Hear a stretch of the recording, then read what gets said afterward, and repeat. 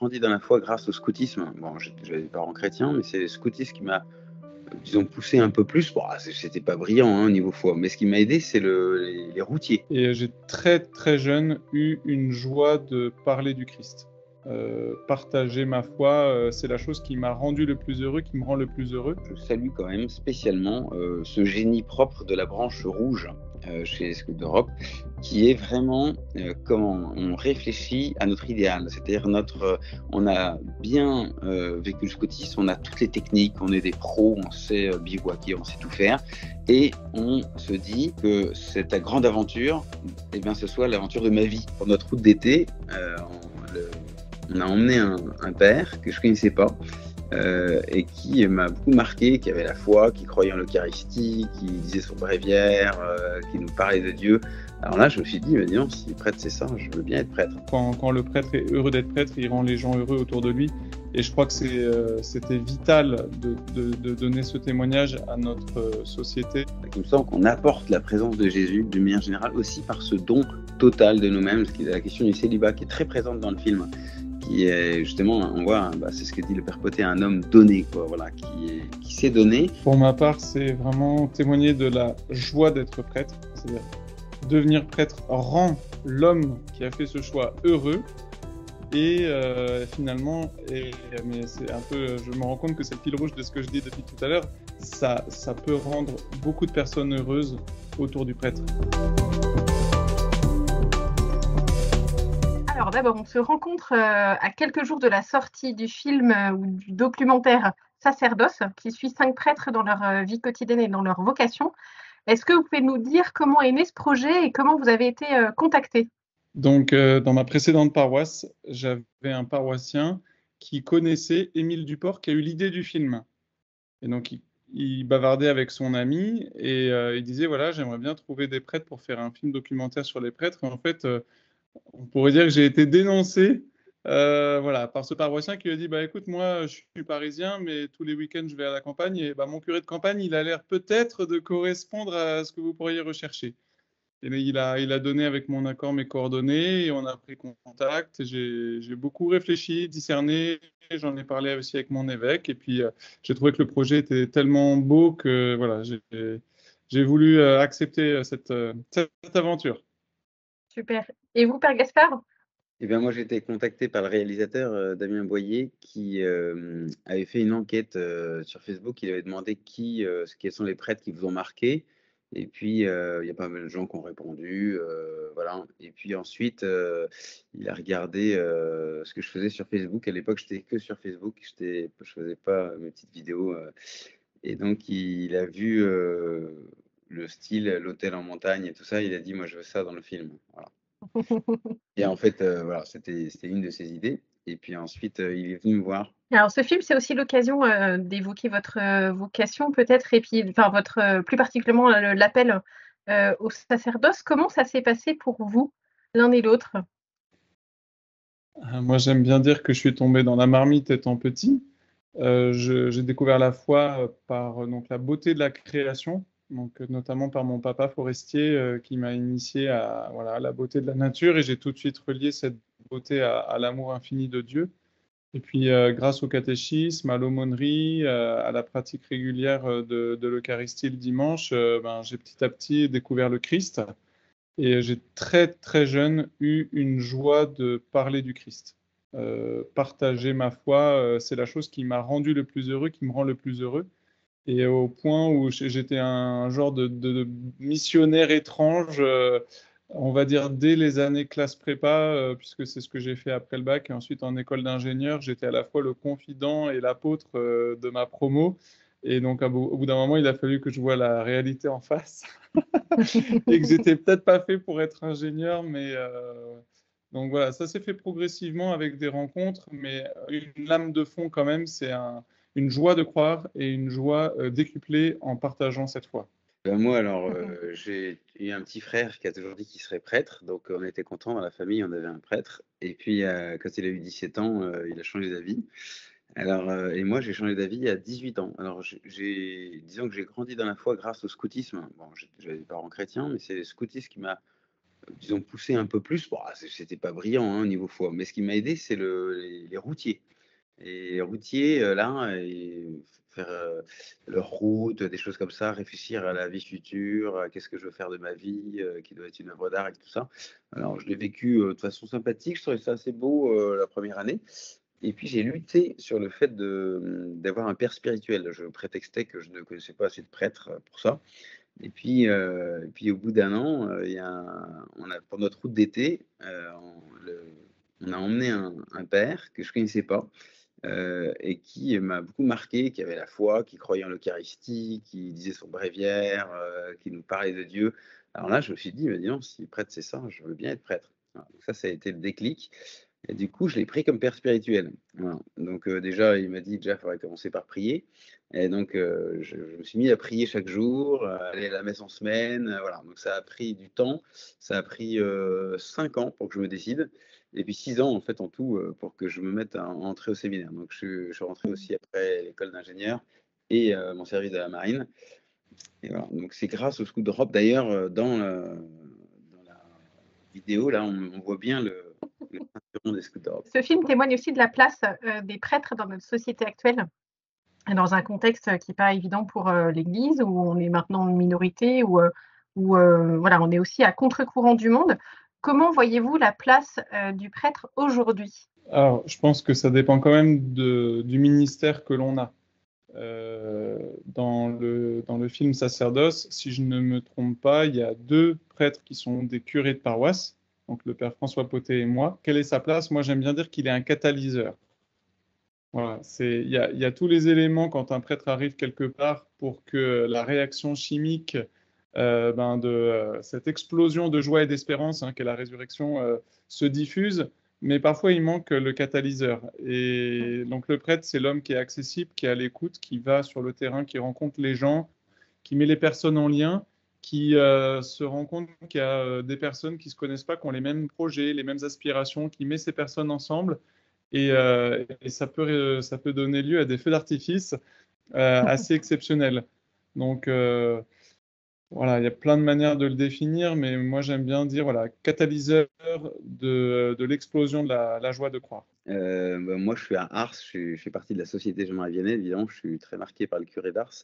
Et en fait, voilà, pour moi, le prêtre, c'est celui qui célèbre la messe, donc qui apporte Jésus, quoi, qui apporte Dieu au monde. Voilà, je suis marqué par la figure aussi de Charles de Foucault, qui a voulu être prêtre pour apporter Jésus au milieu du désert. Donc, il me semble qu'on apporte la présence de Jésus, d'une manière générale, aussi par ce don total de nous-mêmes, ce qui est la question du célibat, qui est très présente dans le film, qui est justement, on voit, c'est ce que dit le Père Potet, un homme donné, quoi, voilà, qui s'est donné et qui est donc un don de Dieu. Alors il y a cette blague, ce petit jeu de mots que dit le curé d'Ars. Le sacerdoce, c'est l'amour du cœur de Jésus. C'est une phrase importante parce qu'elle est reprise dans le catéchisme de l'Église catholique. Le sacerdoce, c'est l'amour du cœur de Jésus. C'est à la fois donc quelqu'un qui aime le cœur de Jésus, et aussi le sacerdoce, c'est Jésus qui aime son peuple. Voilà. Et puis, alors, ça se manifeste aussi par la confession. Donc ça, je trouve que c'est un sacrement vraiment extraordinaire. Alors, c'est vrai que pour les jeunes, enfin, pour moi, évidemment, dans ma pastorale, tant comme au milieu d'école que dans les camps et les week-ends, voilà, c'est apporter Jésus à travers la messe, avec un endroit le plus beau possible, et la confession pour s'y préparer. Je trouve qu'on le voit bien aussi dans le film. Alors, dans le film, on vous voit aussi faire du vélo, Père Paul, et puis dans les montagnes, vous, Père Gaspard. On voit que l'un et l'autre, le sport est important pour vous. Est-ce qu'il y a un équilibre est-ce que ça vous apporte un équilibre? Et qu'est-ce que ça vous apporte peut-être de manière plus générale dans votre vie de prêtre, cette pratique-là, ou le fait d'avoir une passion, justement? Pour ma part, c'est vraiment le mot incarnation qui me vient pour répondre à cette question. Donc, bon, moi, je suis sportif, je suis compétiteur sportif, mais tout le monde n'a pas la vocation à prendre un dossard. Mais je pense qu'on a tous besoin d'activité physique. Et globalement, on est une société qui est en manque de dépenses et d'activité physique. Et moi, je trouve que l'activité physique, quelle qu'elle soit, et qui plus est dans la nature, est un moyen de s'incarner. Voilà. Et j'aime bien dire que quand je rentre d'un entraînement de vélo, les personnes qui parfois m'accueillent au presbytère me pose souvent la question, alors combien de kilomètres, Père Paul? Oh là là, autant que ça, vous n'êtes pas trop fatigué? Et j'essaye de le dire et d'en témoigner, mais ça paraît difficile à comprendre. Je suis plus en forme quand je reviens que quand je suis parti. Et du coup, j'explique que si je fais du vélo, c'est plus encore pour mon esprit que pour mon corps. Parce que je régénère mon esprit à travers une dépense d'énergie physique. Et donc, je relie en fait mon corps et mon esprit qui ont si souvent tendance à se disjoindre. Et c'est ça l'incarnation, c'est ça la vie selon l'Esprit Saint. C'est vivre en harmonie dans son corps et dans son esprit. Et moi, je trouve que c'est indispensable et que ça devrait faire partie de tout parcours d'aumônerie, de catéchèse et de vie paroissiale. Et vous, Père Gaspard, c'est un peu le même Alors, élan? alors moi, effectivement, les gens se moquent un peu de moi, mes confrères, en disant que je suis plus en forme quand je reviens d'un mois de camp que quand je suis parti. Et alors, c'est vrai parce que ça fait une sorte de rythme. Moi, évidemment, je trouve que c'est plus simple, dans le sens où emmener les jeunes en montagne, ben, c'est cadré, je sais où on va, il y a un projet commun, donc il y a effectivement le corps, l'âme, l'esprit qui se mettent ensemble, et donc quelque chose de très beau qui se vit et qui est équilibrant. Voilà, parce que c'est voilà. Alors que sinon, les réunions, on passe à droite, à gauche, c'est vrai, comme le dit le père Antoine dans le film, voilà, ça peut être un peu fatigant. Il me semble qu'en tout cas, ça fait une vie assez équilibrée d'être. Souvent, je pense que je suis en train de marcher en raquette dans la neige pendant 2 heures, et je pense que je suis en train de faire mon ministère. C'est-à-dire, ce que Dieu me demande là, c'est de marcher en raquette. Donc, ça vide la tête, on transpire, et il y a quand même pas grand-chose à faire que d'avancer, quoi. Alors, je reviens un petit peu au film. De quoi vouliez-vous témoigner dans ce film? Qu'est-ce que vous vouliez transmettre? Pour ma part, c'est vraiment témoigner de la joie d'être prêtre, c'est-à-dire devenir prêtre rend l'homme qui a fait ce choix heureux. Et finalement, mais c'est un peu, je me rends compte que c'est le fil rouge de ce que je dis depuis tout à l'heure, ça peut rendre beaucoup de personnes heureuses autour du prêtre. Quand le prêtre est heureux d'être prêtre, il rend les gens heureux autour de lui. Et je crois que c'était vital de donner ce témoignage à notre société et à notre France, voilà, tellement marquée par les scandales et les abus. Euh, on a étouffé cette voix qui concerne quand même la grande majorité des prêtres qui sont heureux d'exercer leur ministère et qui l'exercent en rendant les autres heureux autour d'eux. Voilà ce dont je voulais témoigner. Alors, pour moi, j'avoue que moi, j'avais pas de projet de témoigner spécialement. On m'a demandé de venir me filmer. Et donc, d'abord, je me suis demandé qu'est-ce qu'ils voulaient bien filmer. Bon, j'ai compris que c'était la montagne, voilà, donc des belles images. C'est vrai que c'est sympa, hein, voilà. Et puis, euh, et puis j'ai vu que le réalisateur, attention, il rigole pas. En fait, lui, il voulait vraiment montrer le visage d'un prêtre en toute authenticité, quoi. Voilà, Ouais. un vrai, le prêtre de l'intérieur, ce qui vit vraiment. Alors ça oblige à un lâcher prise, très fort. Enfin moi, j'ai vécu ça comme une expérience spirituelle très forte. J'ai compris qu'il voulait, montrer les prêtres de l'intérieur alors et avec cette idée, justement sans idée. C'est-à-dire venir voir le prêtre sans savoir avant, sans savoir quoi découvrir. Donc j'ai trouvé ça très, ambitieux et comme le sacerdoce, comme le père Paul, moi je trouve que c'est la joie. C'est Benoît XVI qui disait ça, voilà, la joie au serviteur de votre joie. Voilà, pour moi, c'est très important, cette joie. Et donc, je me suis dit, bon, bah, il va venir filmer notre joie et tout ça. Mais je me suis dit, waouh, qu'est-ce qui va en ressortir? Voilà, donc c'était assez fort. Mais elle a filmé un camp tel que se passe le camp. Et de fait, ça ressort bien. Et du coup, il a vraiment filmé votre vie de prêtre, votre vie quotidienne. Et vous avez pu aussi faire des moments où il vous pose des questions, où vous Ouais, êtes interviewé. exactement. Voilà. Et on a l'impression dans la bande-annonce que vous êtes, comment dire, que voilà, on voit vraiment votre vie avec ses joies, ses épreuves et qu'il y a une grande transparence. Vous parliez tout à l'heure, le Père Gaspard, du fait il y a été beaucoup question aussi des choix, de la question du célibat, etc. C'était important pour vous d'être en vérité comme ça, d'être transparent. Est-ce que c'était pas difficile de se confier comme ça? Alors, c'était très difficile. Je ne sais pas si c'était important pour moi, c'était important pour le réalisateur. C'est-à-dire que régulièrement, lui, il me disait stop, stop, stop, stop, stop, on coupe, on coupe. Alors, il fait couper tout le monde, les caméras, et puis il dit non, on recommence. Non, en fait, là, Gaspard, je suis désolé, mais on n'est pas au catéchisme, là. Donc, tu nous fais pas un petit cours, là. Je te demande pas, je te demande pas un cours, je te demande un témoignage, là. Il faut que ça vienne des tripes. Alors, je recommençais, non, non, non, on n'y est pas. Tiens, bah, attends, on va parler d'autre chose. Et après, on parlait d'autre chose, ça, mais ça a pris des heures, enfin, ça des jours même. Voilà, ce qu'il appelle le lâcher prise, quoi. Et moi, je trouve que c'est pas évident. Alors, moi, je prends l'image de quand on fait du rappel en montagne, il faut lâcher la pierre qu'on tient là-haut et puis descendre dans le vide et faire confiance à la corde. Et les gens vous disent si, si, c'est bon, la corde, t'inquiète. Bah oui, mais en fait, voilà. Donc, il y a un moment où, une fois qu'on est sur la corde, ça va. Mais pour lâcher la prise qu'on a et se faire confiance à la corde, ça peut être long. Et vous, Père Paul, comment vous l'avez vécu? Moi, je trouve que Damien, donc le réalisateur Damien Boyer, a quand même un sacré talent parce qu'il a réussi à me faire dire avec sa caméra, face à sa caméra, des choses que j'avais du mal à dire à mes proches, à mes amis prêtres. Et donc, oui, c'est un maïeuticien. Il a réussi à me faire accoucher de ce que j'avais vraiment au fond de mes tripes. Et en fait, c'est ce que quelqu'un m'a dit en parlant du film. Il dit, les prêtres écoutent beaucoup les personnes, mais on écoute assez rarement les prêtres. Et Damien Boyer s'est mis à notre écoute. Et quand on s'est vraiment senti écouté, en tout cas pour ma part, j'ai commencé à me lâcher.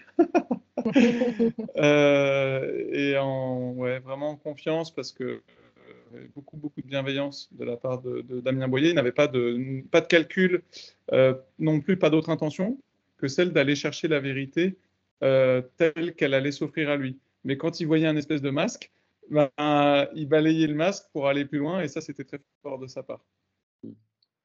On parlait tout à l'heure juste à l'instant là, de l'écoute des prêtres et je pense de manière plus générale à ce que comment les laïcs peuvent faire pour vous aider, pour que les laïcs aident les prêtres autour d'eux, leur curé de paroisse. Voilà, on sait, on comprend, on a conscience, et surtout ces dernières années, que la place du prêtre, la vie des prêtres n'est pas facile tous les jours. Comment les laïcs peuvent vous aider en fait dans votre vie, dans votre sacerdoce?